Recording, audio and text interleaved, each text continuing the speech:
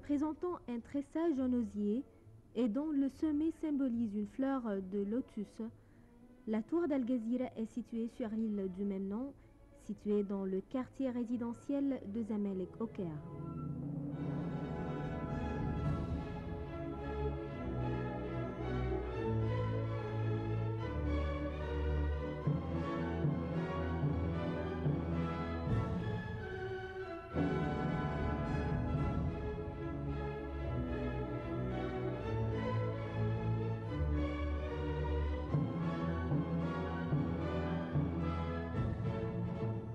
Cette tour, construite par l'architecte Naoum Chebib, fait 187 mètres de haut et fut achevée en 1961.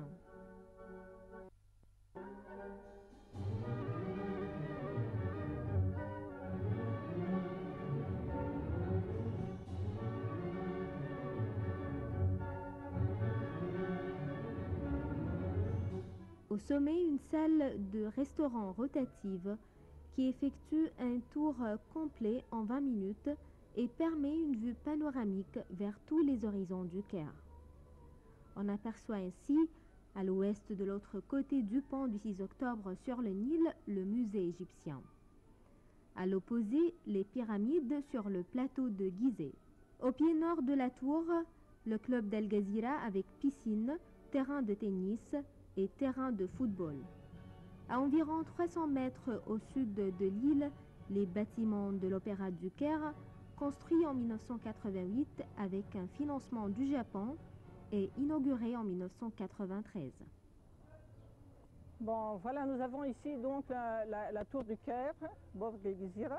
C'est un monument égyptien pur par excellence, construit par un ingénieur égyptien, Naoum Chedid. C'est un ingénieur qui a vécu donc entre 1915 et 85. Cet ingénieur, c'est un génie qui nous a fait des choses très importantes comme les plus grands, les gratte-ciel du Caire. Donc à partir de 54-58, on lui a demandé de faire un monument symbolisant l'Égypte et il a pensé de faire ce monument historique et panoramique, la tour du Caire. Cette tour du Caire fait une hauteur de 187 mètres de haut, dépasse la grande pyramide de 50 mètres. La grande pyramide a donc 147, a perdu 9 mètres, donc c'est 137 actuellement, donc il y a 50 mètres de différence entre ce monument et l'autre qui est considéré comme des 7 merveilles du monde. Nous avons ici donc un monument qui peut-être fera donc partie de ces merveilles du monde.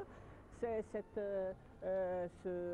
cette tour qui est couverte de morceaux de mosaïque de 8 millions de pièces.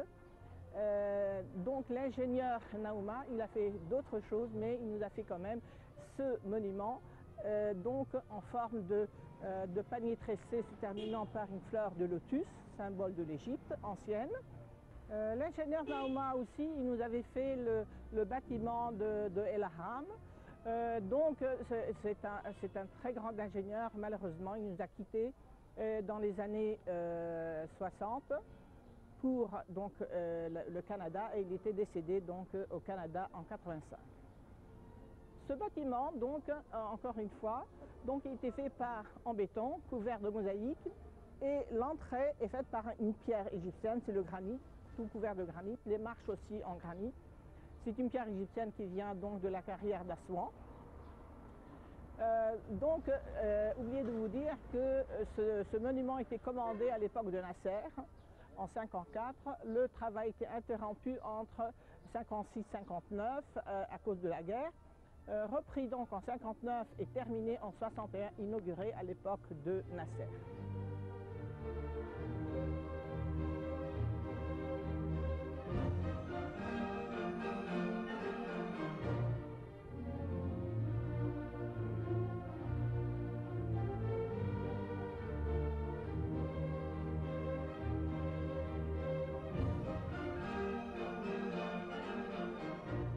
En 1954, Naoum Chebib est le seul architecte à avoir érigé des gratte-ciel au Caire. Le gouvernement égyptien le choisit pour concevoir et construire une tour devant être le symbole de l'Égypte moderne. Naoum Chebib a agi à la fois comme architecte, ingénieur en structure et entrepreneur principal.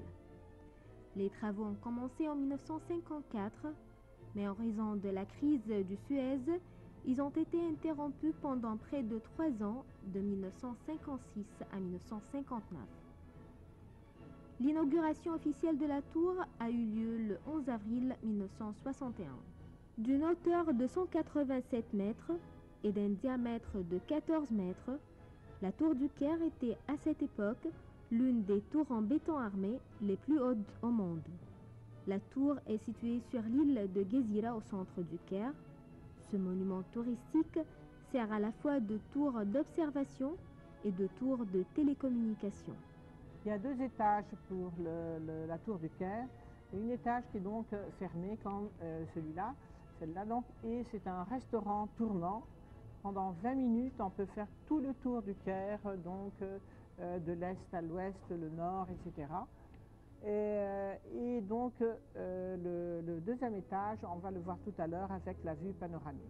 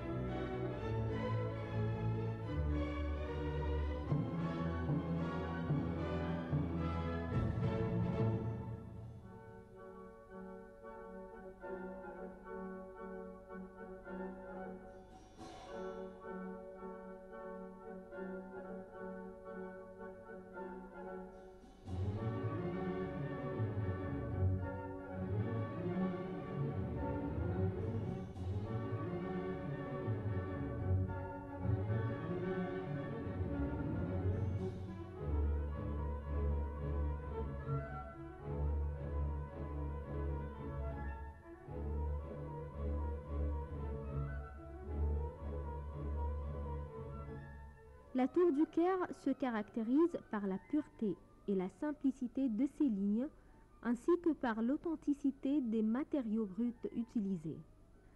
L'absence de décoration superficielle et la prouesse structurale dans l'utilisation du béton armé ont permis de construire une enveloppe légère, élégante et transparente.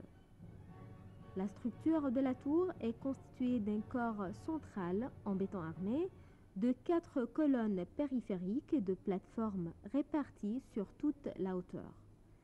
Ces plateformes soutiennent l'enveloppe extérieure constituée de losanges en béton armé. Le motif de losange en béton armé qui recouvre la tour s'allonge de plus en plus, donnant l'apparence des mouvements ascendants à mesure que le regard se dirige vers le haut. Les lignes qui s'entrelacent sur toute la hauteur s'ouvrent légèrement au sommet, imitant une fleur de lotus d'inspiration pharaonique.